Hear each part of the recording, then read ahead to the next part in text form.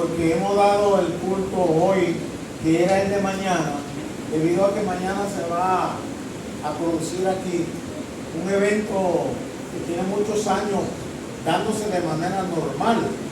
Hace mucho tiempo que las elecciones en la República Dominicana no son accidentadas como ocurría en otra época. Siempre hay sus dificultades, pero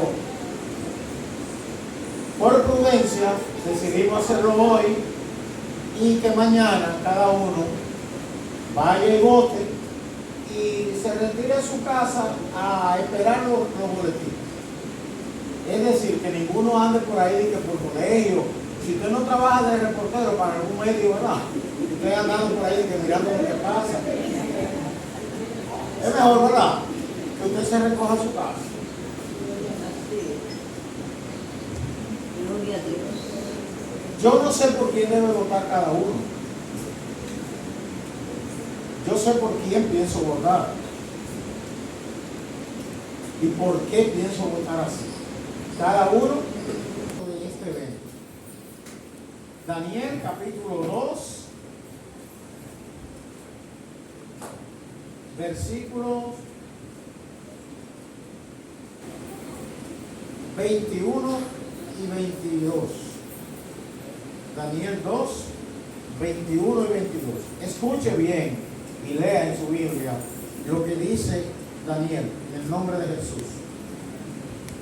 Él muda los tiempos y las edades, quita reyes y pone reyes, da la sabiduría a los sabios y la ciencia a los entendidos. Él revela lo profundo y lo escondido, conoce lo que está en tinieblas y con él mora la luz. Gloria a Dios, una descripción de Cristo, del Dios soberano. amén. Vamos a hablar de la soberanía de Dios.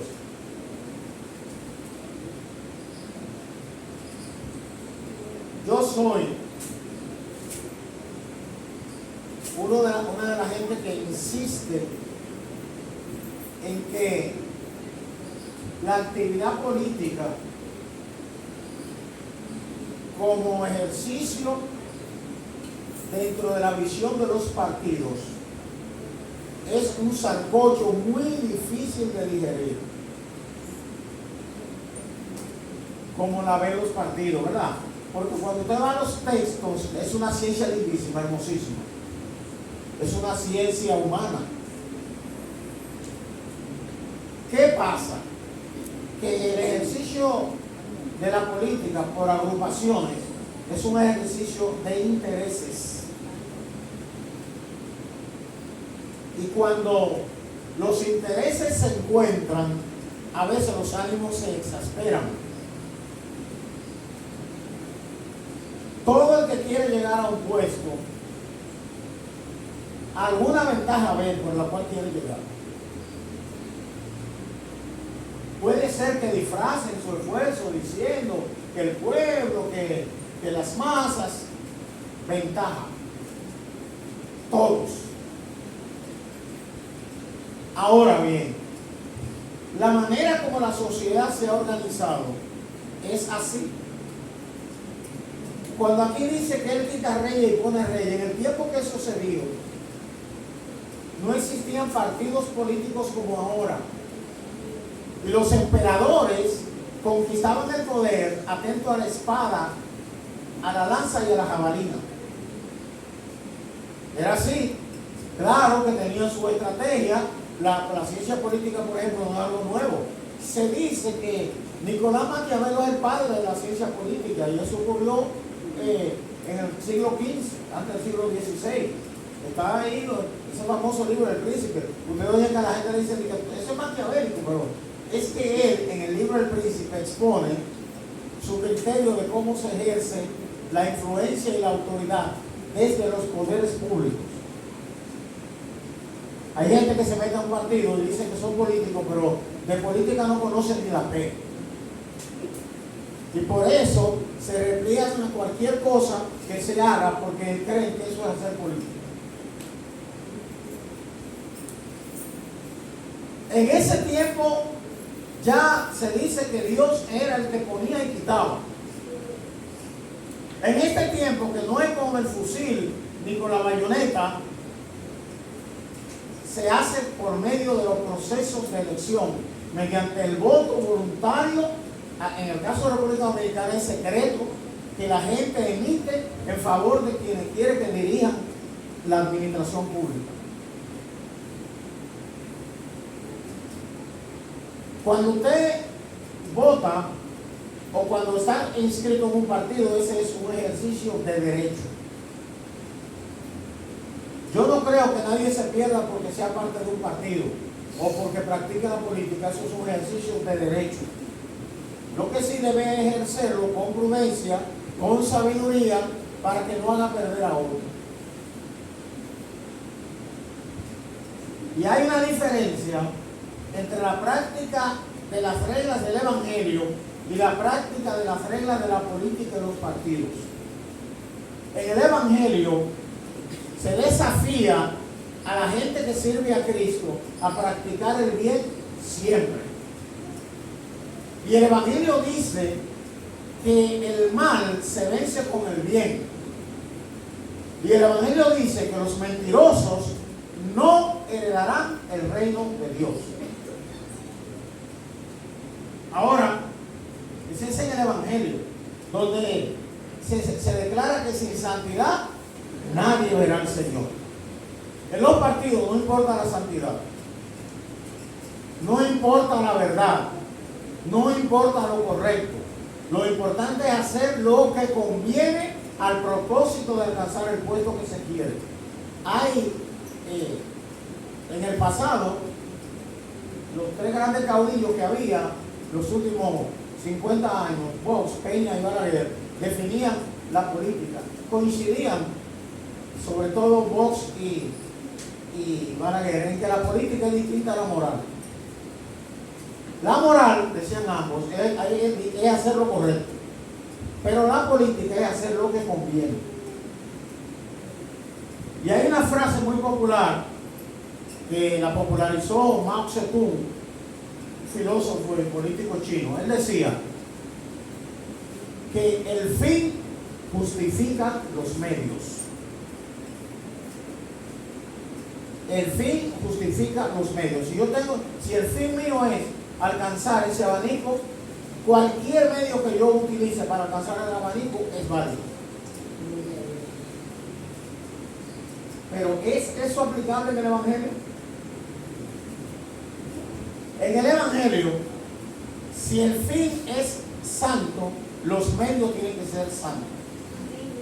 En el Evangelio el fin no justifica los medios, porque en el Evangelio estamos desafiados a hablar verdad, porque creemos que habrá un día en el que compareceremos del tribunal de Cristo y daremos cuenta a Dios. Entonces decimos que no debemos hablar mentira, porque los mentirosos no heredarán el reino de Dios. Entonces en el Evangelio el fin no justifica los medios. En el Evangelio no. Entonces, el cristiano que quiere hacer ejercicio de vida política, piense bien. Piense bien. Yo recuerdo que una vez al profesor Juan Bosch lo acusaron de que él decía que no creía en Dios. Y eso se regó.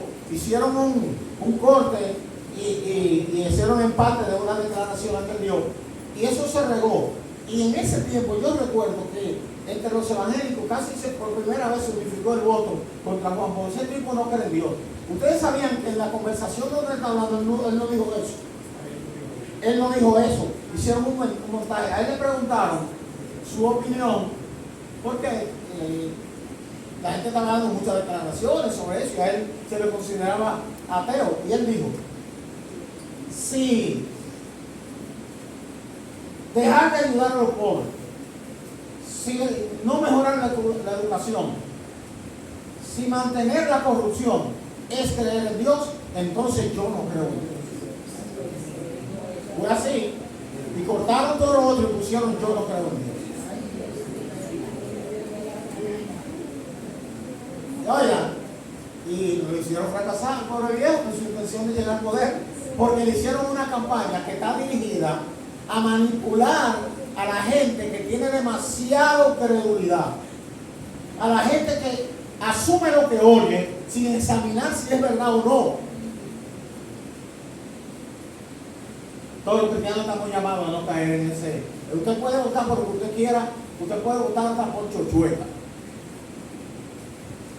Pero vote consciente de que usted lo está haciendo por chochueta, no porque otro le dijo una mentira del Zacatecas.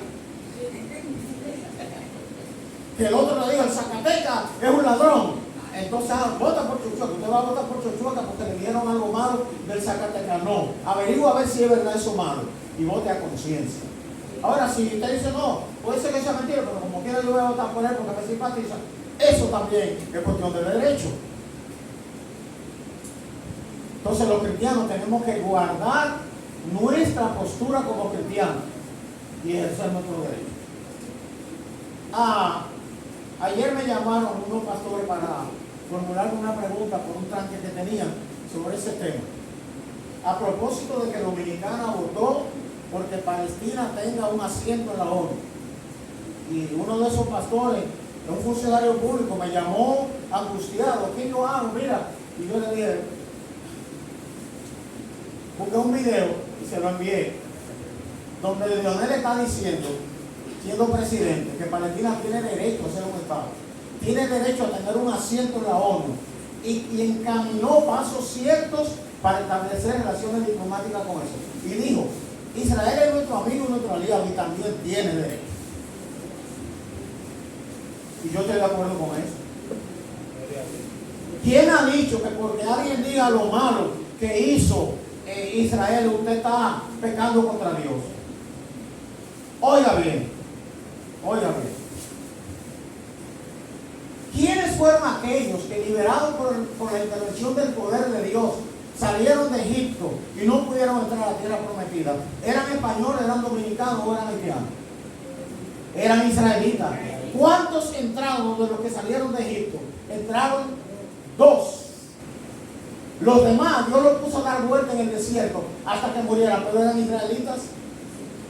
¿Y por qué Dios hizo eso? Porque eran incircuncisos de corazón, eran desobedientes, eran malos. ¿Está pecando alguien porque declara eso que está en la Biblia? Ustedes recuerdan la etapa del ministerio del profeta Elías, que el pobre tuvo que irse a esconder con una loma porque lo querían matar, y llegó a un punto de depresión, que él dijo, Señor, han matado a todos tus profetas, solo yo he quedado. No era así, pero él en un estado de angustia y depresión, creyó que nada más quedaba él. ¿Quién era que lo quería matar? Era el pueblo de Israel. Él se levantó contra los que pecaban de entre el pueblo, gente llamada por Dios a enseñar el bien y a practicarlo, y se guiaban de los reyes de Israel y de Judá, que los encaminaban a la desobediencia. Y Elías se paró, fue a israelitas. Pero, y Juan el Bautista no tuvo que levantarse contra Herodes para denunciar su pecado. Y el profeta Isaías no fue contra los israelitas que se levantó. Ustedes saben de qué manera, dice una tradición, que le pagaron al profeta Isaías por denunciar el pecado del pueblo. El rey Manasés, el hijo de Ezequías, le cortó la cabeza, lo metieron en una silla en la cabeza y se la cortó. Dios. No vi que lo mataron y después cortarse, no vivo, lo engancharon ahí, porque predicaban que volvieran a Dios y que dejaran el pecado. No fue ese mismo pueblo al cual Jeremías se levantó para predicarle, diciéndole que vendría un castigo de Dios porque el rey de Babilonia entraría y que ellos lo que tienen que hacer era arrepentirse, pero que cuando llegó a un punto su pecado ya no había vuelta atrás, habría castigo. Lo tiraron en una cisterna con la intención de matarlo. A Jeremías le decían al pobre profeta llorón porque vivía gritando por todo lo que sufría de ese pueblo. Eso de que Israel es pueblo de Dios, agárralo con pinza. Aleluya.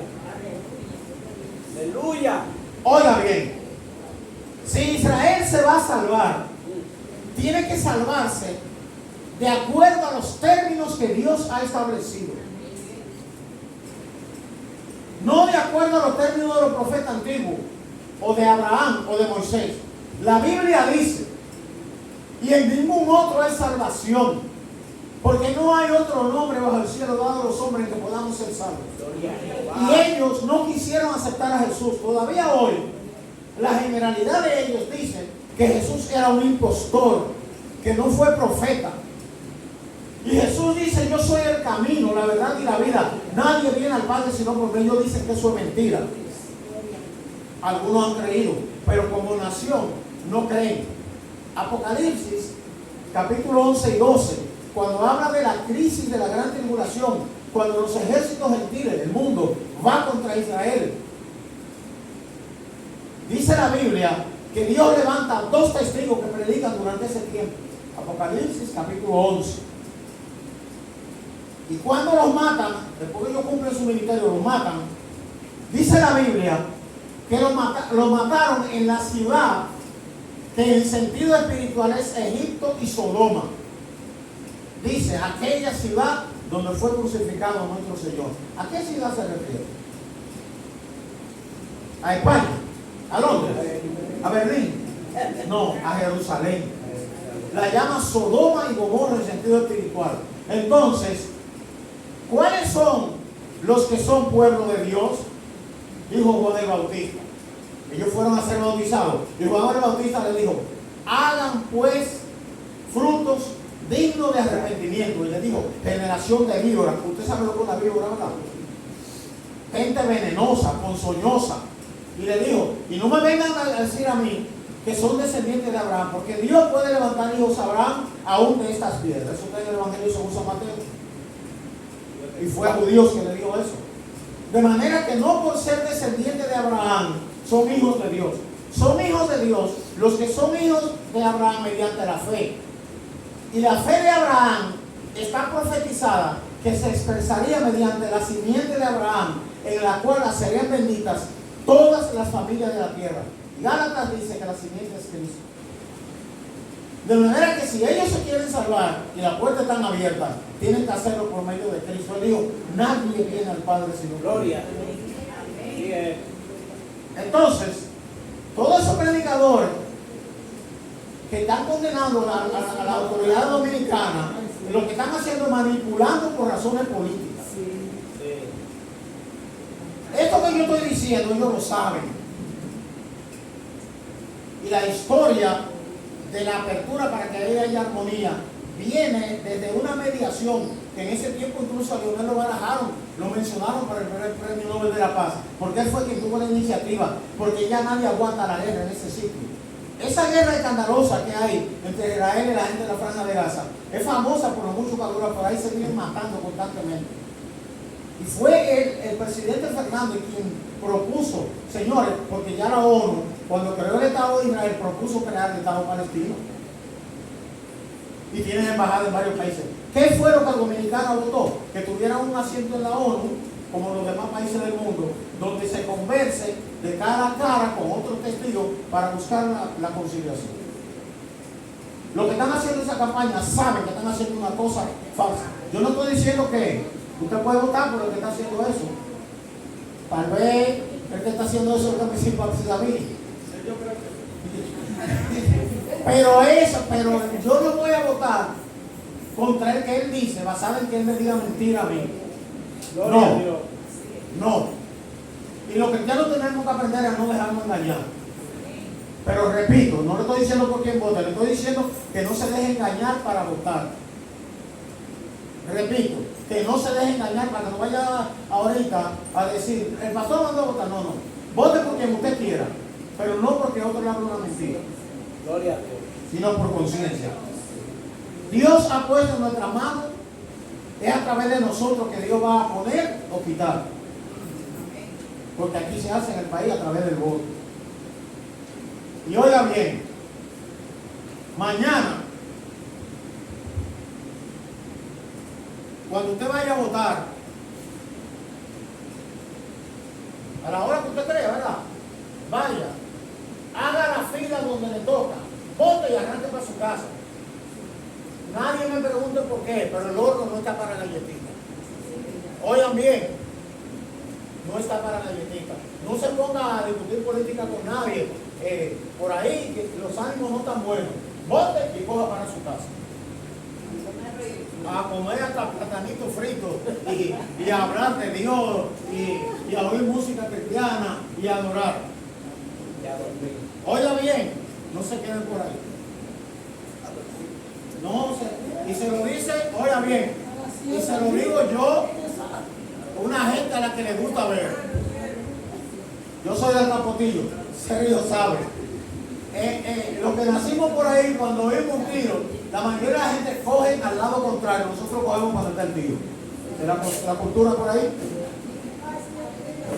De manera que cuando yo le digo que regrese, llévese de mí, que es un buen consejo. Entonces, y oremos para que Dios dé prudencia a los votantes, prudencia a los políticos, prudencia a los que van a poner el orden, porque si alguien provoca al que está poniendo el orden, corre el riesgo de que esa persona pierda la cordura y pasen cosas que no deseamos. Y oremos que Dios dé integridad a los que tienen que sacar la boleta de la urna, contarla, llenar el acta para que le asignen el voto al que lo sacó. Que el Señor reprenda todo espíritu de truco y de tramposería. Yo duré 10 años siendo secretario de una junta electoral. Los trucos están escritos. Oremos a Dios para que Dios dé sabiduría y que la gente piense que después de mañana vamos a seguir aquí. Vamos a seguir aquí. Entonces Dios quita y pone. Pero Dios lo hace a través de nosotros, porque Dios usa los mecanismos naturales. Aquí el mecanismo del voto. Vaya y vote y que Dios le bendiga. Amén.